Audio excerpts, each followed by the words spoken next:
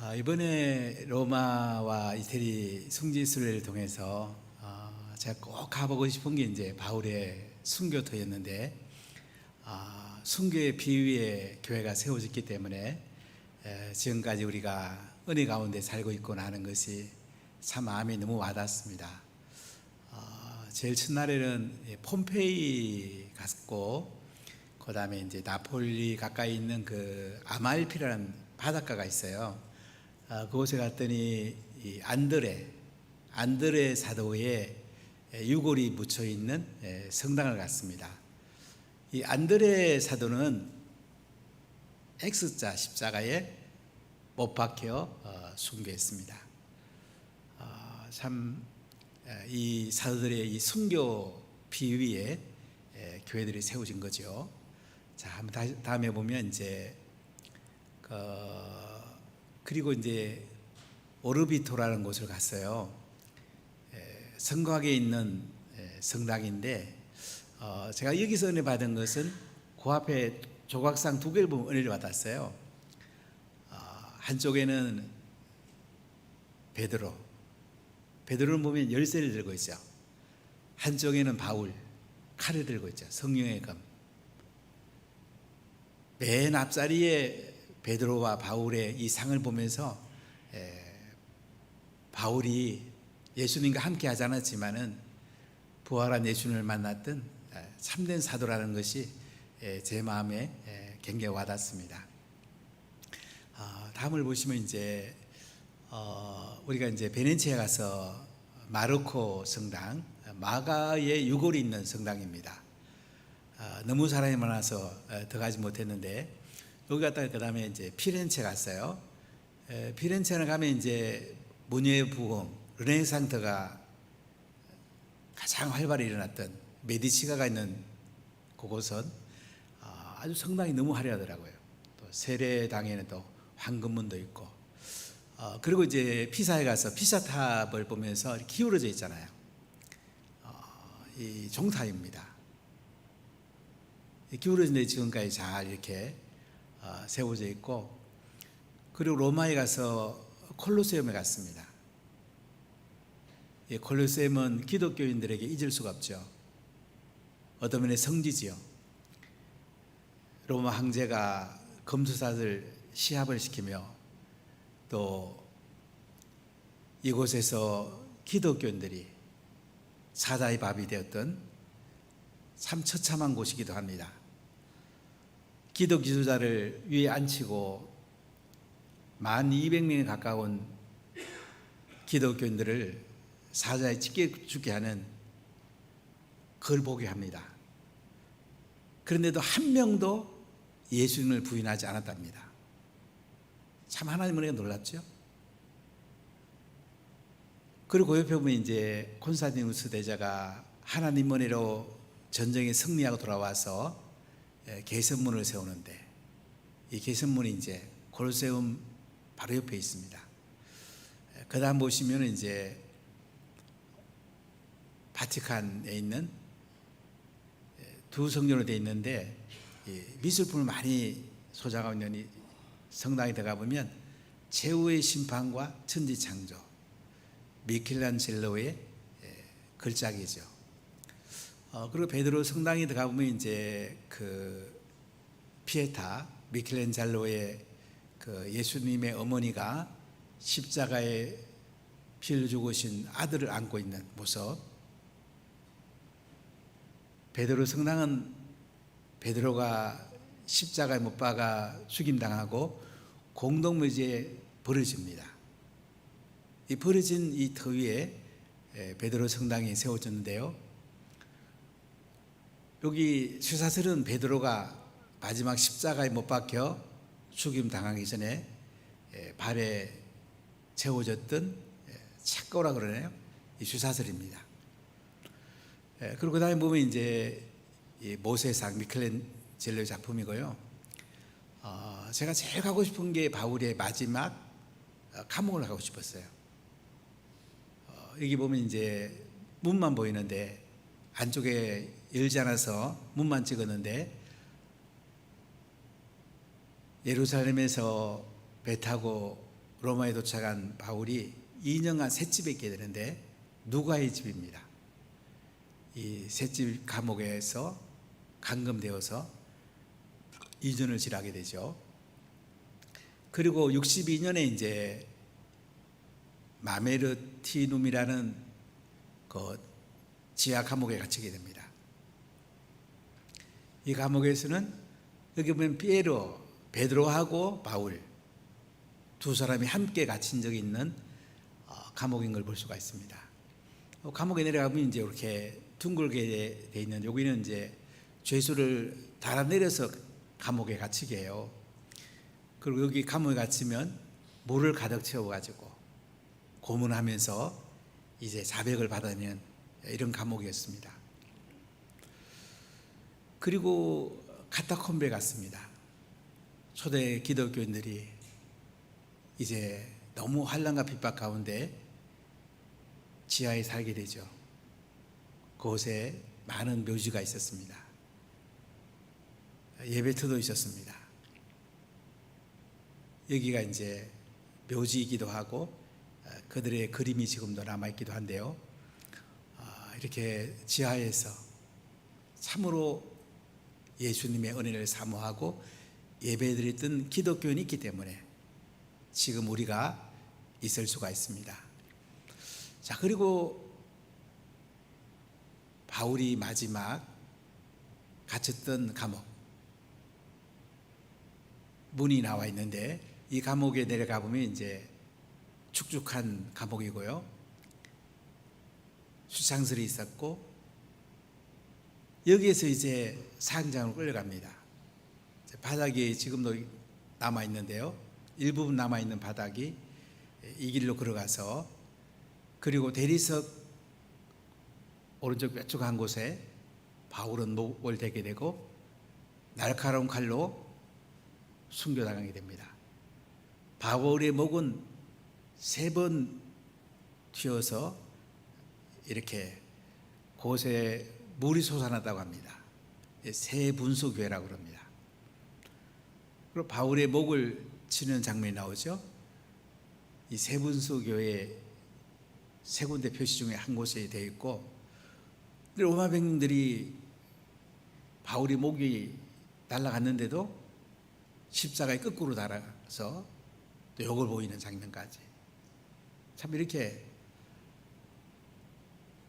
순교했던 바울 사도 같은 분들이 계셨기 때문에 복음이 그렇게 거대했던 로마를 뒤집었고 복음이 승리하게 되고 하나님의 은혜의 복음이 지금 남겨져 있습니다. 갈라디아서를 보면 바울이 첫 번째 쓴 편지인데요, 바울은 수리 안디옥 교회에서 파송을 받아가지고 바나바와 함께 이제 아탈리아를 거쳐서 산을 넘으면 비시디아 안독입니다.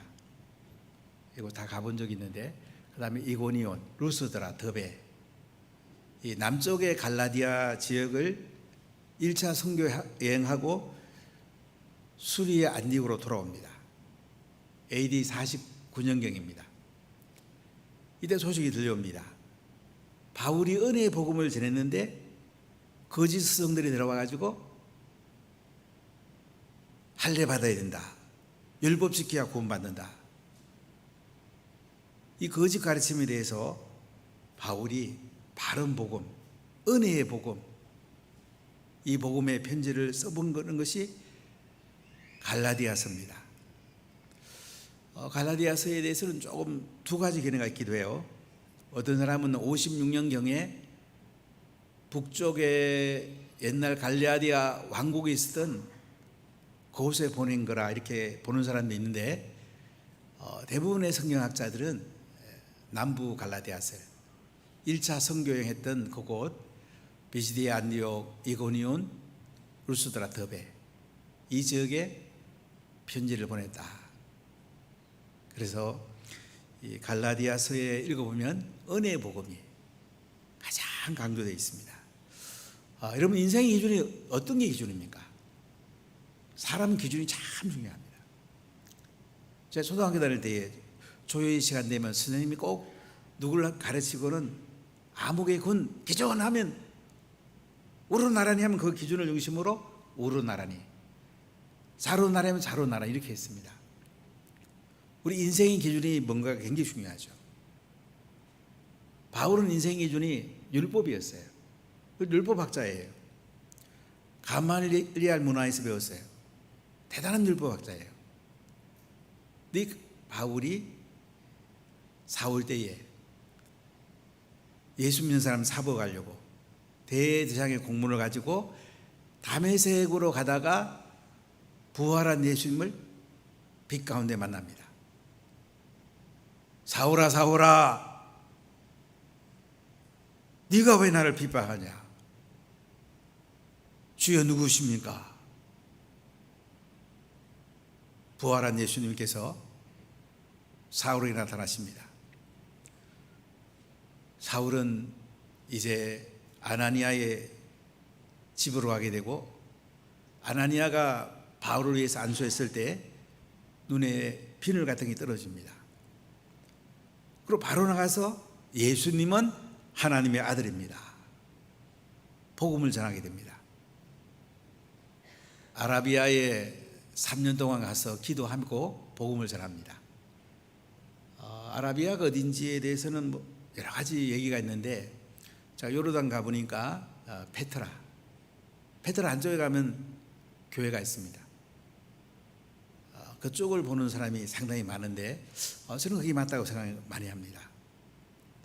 그곳에 가서 하나님 묵상하면서 기도하다가 또 자기 고향에 가 있었는데, 수리 안디옥 교회에서 이제 바나바가 바울을 초청해서 그 사역하다가 수리 안디옥 교회 파송으로 선교사로 이제 사역을 시작합니다. 인류 최고의 선교사죠. 저는 선교사 하면 그래도 제 마음에 제일 떠오르는 사람이 선교는 목회다라는 것을 가르쳐준 김상선 선교사님, 인도 1억 명 이상에게 복음을 전했던 안강희 선교사님, 그리고 현 시대 최고의 선교의 모델과 사례를 만든 피터 티우마이 목사. 저는 세 분이 세계 최고의 선교사가 아닌가 하는 생각을 늘 생각하면서 또 그분들을 위해 기도하고 섬기고 있습니다. 근데 바울은 선교사이고 신학자이고 목회자입니다. 서구 교회의 기초를 놨습니다. 2천만 명 정도에게 복음을 전했고, 지중해 안에 많은 교회를 세우고, 로마서 16장을 보면 한 40여 명의 제자를 세웁니다. 가장 탁월했던 바울, 그가 남겼던 편지 가운데 갈라디아서, 로마서의 핵심을 얘기한다 봐도 좋아요. 은혜로 구원받는다. 십자가에 죽으시고 부활한 예수님을 은혜로 믿음으로 말미암아 우리가 의롭게 된다. 성령을 쫓아 사는 것이 가장 영광스럽고 행복한 삶이라는 것을 갈라디아서를 통해서 우리에게 말씀해 주고 있는데요, 오늘 세 가지 말씀을 같이 나누려고 합니다. 첫 번째 복음은 부활하신 예수님의 권위의 복음입니다. 할렐루야. 자, 우리 1절 한번 보겠습니다. 크게 같이 읽어보겠습니다. 사람들에게서 난 것도 아니요 사람으로 말미암은 것도 아니요 오직 예수 그리스도와 그를 죽은 자 가운데서 살리신 하나님 아버지로 말미암아 사도된 바울은. 뉴킹제임스 버전 성경을 저는 좀 많이 읽는 편인데요, 이 영어 성경을 보면 제일 앞에 바울이 나옵니다. 바울 on 아포스톨, 사도된 바울. 사도된 바울이란 말이 갈라디아서의 영어 성경에는 제일 앞에 나와요. 중요하단 말이죠. 바울은 갈라디아에 편지하면서요, 자신이 사도라는 것을 강조합니다. 왜 이렇게 강조했을까요? 그 당시 교사들이요, 바울은 사도 아니라는 거예요. 예수님하고 함께 언제 있었네, 그지? 베드로, 안드레, 야고보, 요한 같이 언제 예수님과 함께 있었냐고야. 그러니까 바울이 뭐라고 합니까? 그래, 나는 함께는 안 있었지만은 부활한 예수님을 직접 만났다. 다메섹 도상에서 부활하신 예수님 직접 만나고 그분으로부터 나는 복음을 받았다. 그걸 강조하는 거예요. 바울은 자신이 사도라는 것이 강조하면서 이 편지가 시작이 됩니다. 예수님의 부활의 권위를 높이는 거죠. 부활한 예수님을 직접 만났다는 거예요. 베드로에게 배운 거 아니다. 나 요한에게 배운 적 없다. 나 부활한 예수님에부터 직접 배웠고 직접 배운 것을 나는 가르쳤기 때문에 나는 사도라고 바울은 오늘 편지에서 강조하는 걸 볼 수가 있습니다.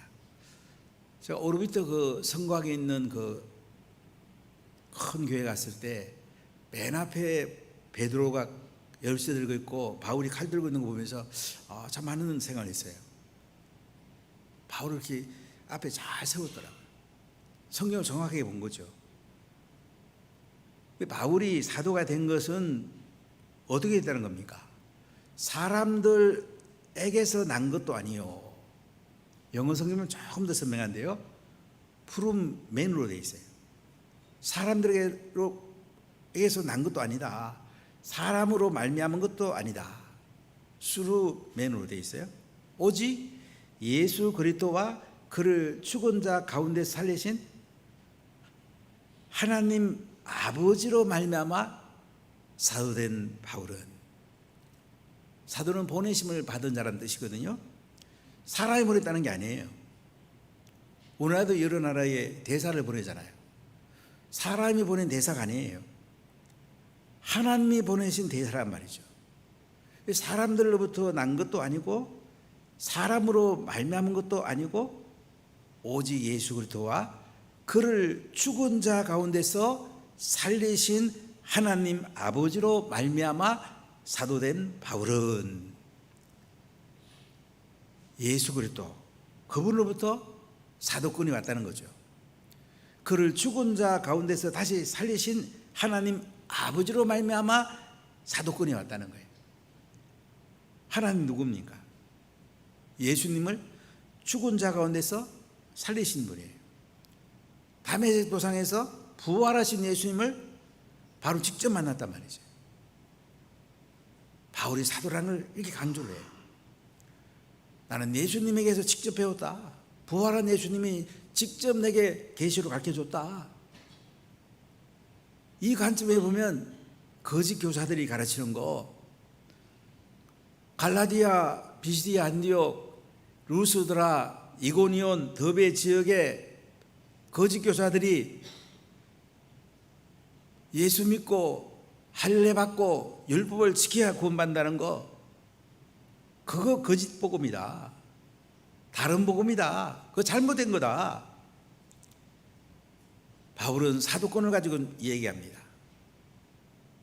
부활하신 예수님의 권위를 가지고 오늘 바울이 말씀을 하고 있어요. 여러분, 성경은 이렇게 권위가 있어요. 바울의 편지는 권위가 있어요. 하나님의 말씀이란 말이죠.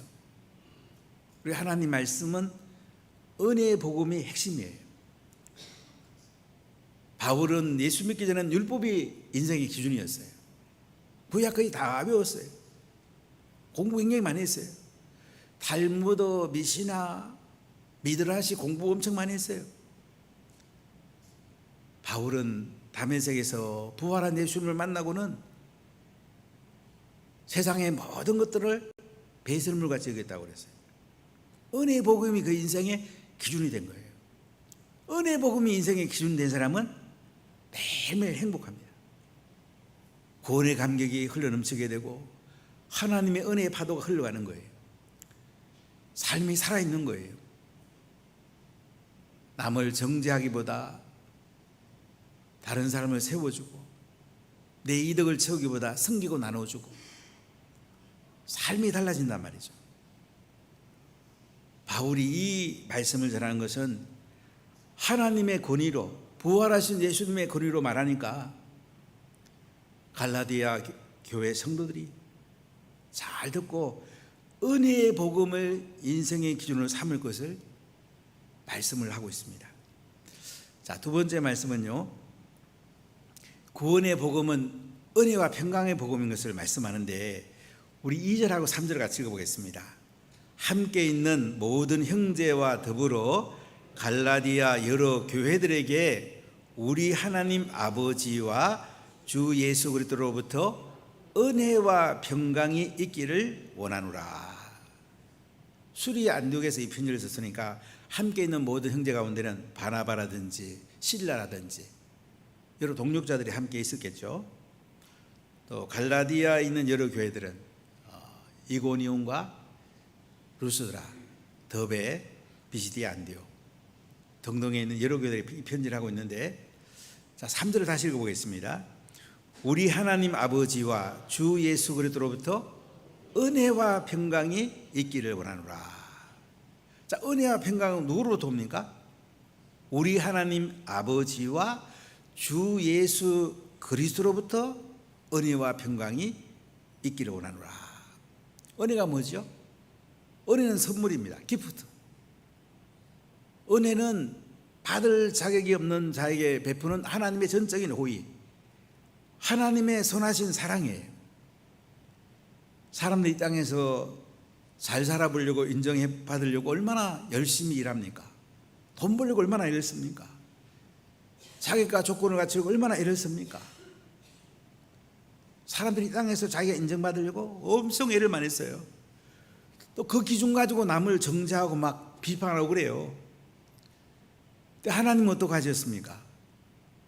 하나님은 우리의 아무 자격도 안 보고요, 아무 조건도 안 보시고 무조건적으로 사랑하시는 거예요.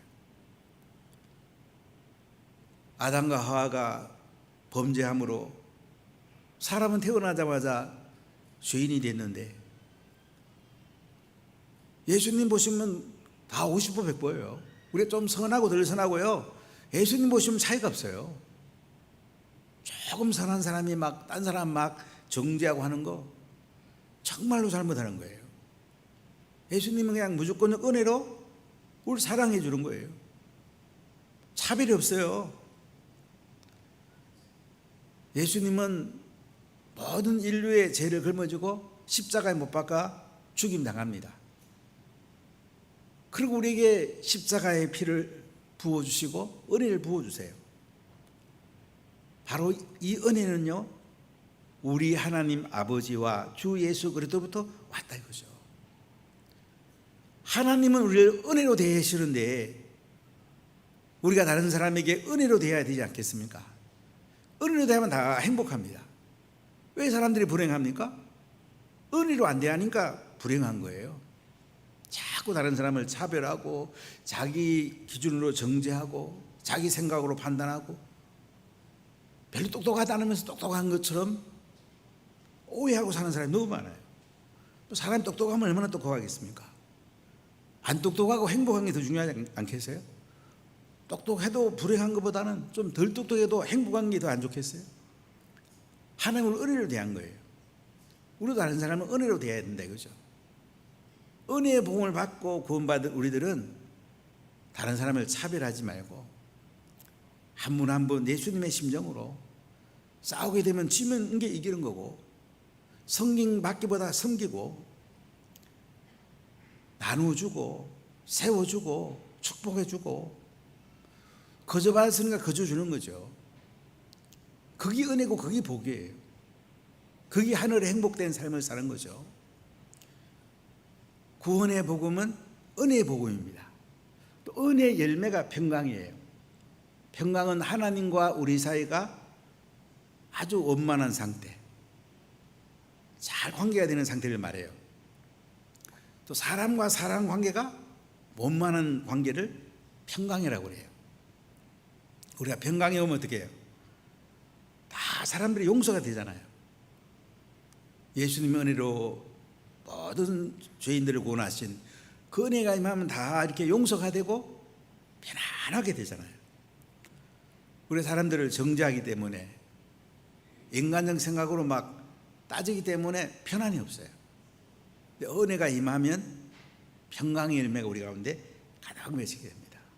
너무너무 편안하죠. 상대방이 나한테 뭐라고 그러든 간에 평강을 누리게 되잖아요. 이것이 은혜의 복음이에요. 이 은혜의 복음을 여러분 누리고 계십니까? 사도행전 20장 14절에 보면 이렇게 바울이 자기 간증을 합니다. 내가 달려갈 길과 주 예수께 받은 사명 곧 하나님의 은혜의 복음 증언하는 일을 마치려 하면은 나의 생명조차 조금 더 귀한 것으로 여기지 아니하노라. 여러분, 생명보다 더 귀한 게 있을까요? 하나님의 은혜의 복음을 증언하는 일을 마치려면요, 바울은 자기의 생명을 다 바쳐도 아깝지 않다고 그랬어요. 그래서 대리석에 빼쪽한 곳에 자기 목을 대고 도끼로 쳐서 목이 날아가도 바울은 하나님께 영광을 돌렸어요. 행복했어요. 하나님 은혜가 우리 속에 흘러들어오면 평강이 넘치게 되고 행복하게 됩니다. 은혜는 구원받는 기준이기도 하지만은 내가 이 땅에서 하나님 형상을 닮아가는 삶의 기준이기도 합니다. 인생의 기준은 은혜의 복음이 될 때 우리는 진짜 행복한 것입니다. 할렐루야. 세 번째 은혜의 복음은요, 하나님 나라 질서의 복음이라는 거예요. 자, 우리 4절 5절을 같이 읽어보겠습니다. 그리스도께서 하나님 곧 우리 아버지의 뜻을 따라 이 악한 세대에서 우리를 건지시려고 우리 죄를 대속하기 위하여 자기 몸을 주셨으니 영광이 그에게 세토록 있을지어다. 아멘. 자, 그리스도께서 하나님 곧 우리 아버지의 뜻을 따라서, 예수님은 하나님 아버지의 뜻을 따라서 인생 전체를 살아갔습니다. 홍생애를 보면 모든 게 하나님께 순종이에요. 겟세마네 동산에도 하나님 할 수만 있으면 이 잔을 내게서 옮겨주시면 안 되겠습니까? 십자가 죽는 것처럼 고통스러워요. 그러나 내 뜻대로 마옵시고 아버지의 뜻대로 되기를 원합니다. 이 악한 세대에서 우리를 건지시려고.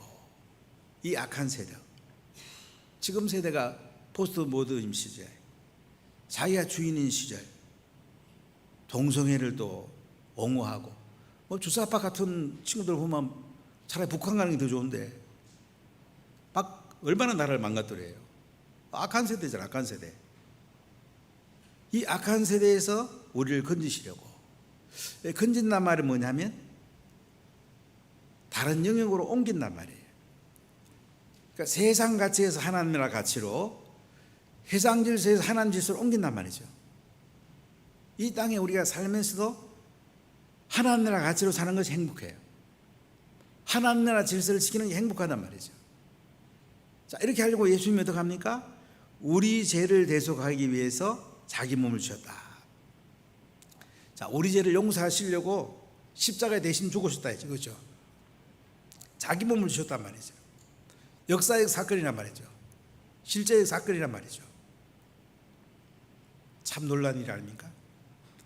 이렇게 예수님께서는 십자가에 자기 몸을 주심으로 세상 가치가 하나님 나라 가치로, 이 악한 세대에서 하나님 나라 선한 세대로, 세상 질서에서 하나님 나라 질서로 이렇게 바꿔줬다는 거죠. 이게 복음이에요. 그리고 하나님 나라 가치로 사는 것이 행복이에요. 하나님 나라 질서 가운데 사는 게 행복이에요. 자꾸 우리가 왜 행복하지 않았냐면요,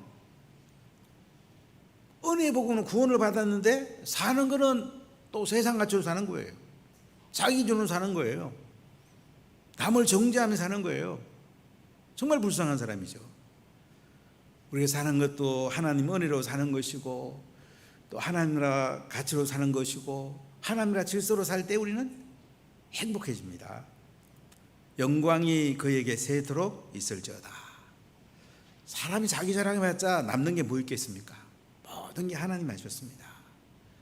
예수님께서 십자가에 죽으시고 우리에게 은혜의 복음을 선물로 주셨잖아요.